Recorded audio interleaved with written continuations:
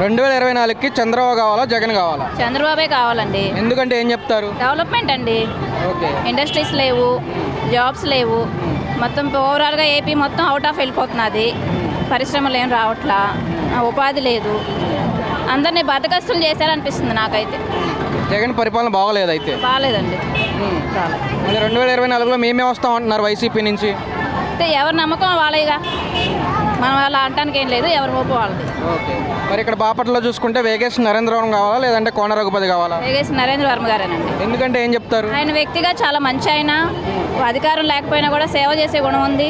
ఒక last year ఒక 20 years నుంచి ఆయన హెల్పింగ్ అందరికీ బాగా చేస్తున్నారు.